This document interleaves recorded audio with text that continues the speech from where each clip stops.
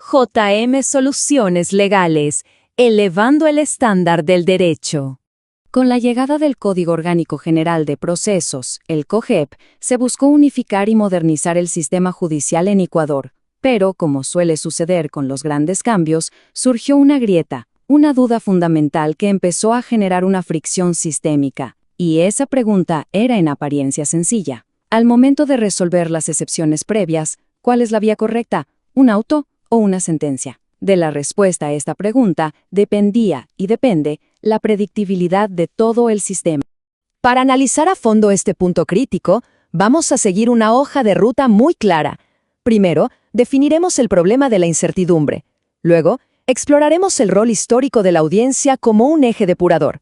Tercero, identificaremos el momento procesal clave para resolver. Cuarto, abordaremos el núcleo del dilema, auto o sentencia. Y finalmente, veremos las implicaciones que este precedente tiene para la práctica jurídica. Muy bien, vamos a la raíz del conflicto. Se trata de una ambigüedad que tenía un impacto directo y muy real en la estrategia procesal.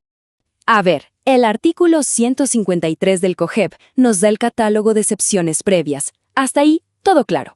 El problema es que el código no era del todo explícito en dos puntos cruciales, y eso abrió la puerta a todo tipo de interpretaciones en los tribunales. Las preguntas eran muy directas. ¿Cuándo, exactamente, deben resolverse estas defensas? Y, la pregunta del millón, ¿la decisión que las resuelve debe ser un simple auto interlocutorio o una sentencia con toda la fuerza de la cosa juzgada? Esta falta de una regla clara creaba un nivel de riesgo procesal francamente inaceptable.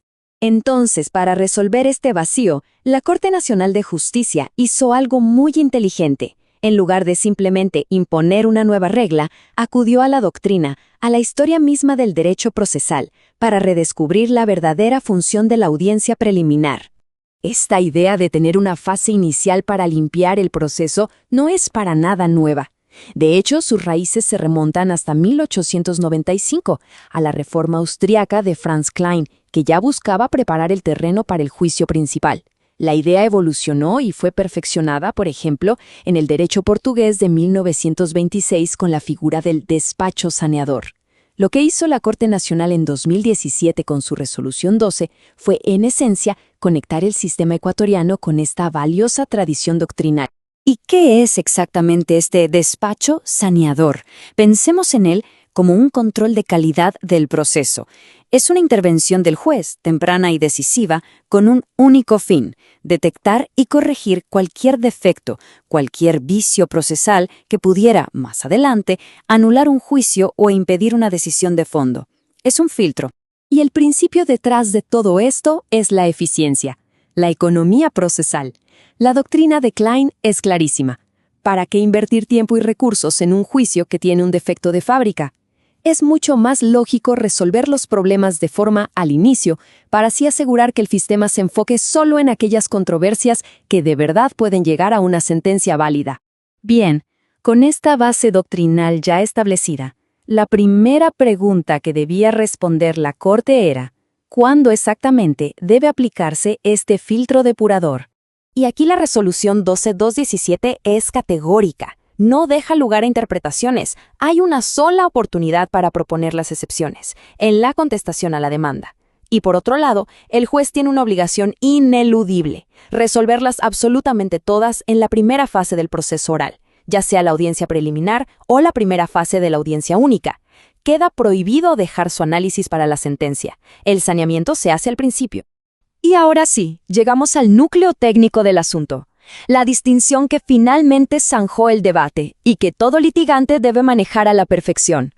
La Corte estableció una división fundamental, y todo depende de la naturaleza del defecto. Por un lado están las excepciones subsanables, es decir, errores que se pueden corregir, y por otro las no subsanables, que son defectos fatales, insalvables, que terminan el proceso. Entender esta clasificación es la llave para saber qué decisión tomar. Comencemos por el caso más sencillo, las excepciones subsanables. Pensemos en un error en la forma de la demanda o una falta de personería. La lógica aquí no es terminar el juicio, sino corregirlo. Por lo tanto, la resolución es siempre, y sin excepción, un auto interlocutorio. No se acaba el proceso, se le da un plazo a la parte actora para que enmiende el error y el juicio pueda continuar sobre bases firmes. Ahora, la solución para las no subsanables es donde reside el verdadero avance. Aquí la Corte hizo una subdistinción crucial. Si la excepción, aunque no subsanable, es de naturaleza puramente procesal, pensemos en una litispendencia, la resolución es un auto que ordena el archivo. Pero, y esta es la clave de todo, si la excepción ataca la sustancia misma del derecho, como la prescripción o la cosa juzgada, entonces la decisión ya no es sobre la forma, sino sobre el fondo. Y una decisión que resuelve el mérito de la controversia debe, por su naturaleza, dictarse a través de una sentencia. Esta distinción técnica no es un simple ejercicio académico. Tiene consecuencias profundas, consecuencias estratégicas para el ejercicio del derecho en el país. El impacto de esta claridad es enorme. Primero, al resolver los defectos al inicio, se optimizan los recursos, maximizando la celeridad procesal. Segundo, se refuerza la seguridad jurídica del artículo 82 de la Constitución, porque ahora las reglas del juego son predecibles. Tercero, se garantiza la tutela judicial efectiva, porque los procesos que son válidos pueden avanzar sin obstáculos indebidos. Y quizá la consecuencia más importante, se eleva el estándar de la profesión. Ahora se exige un rigor técnico impecable desde el primer escrito, tanto para el que demanda como para el que se defiende. El futuro del derecho está aquí. JM Soluciones Legales, donde la práctica jurídica evoluciona.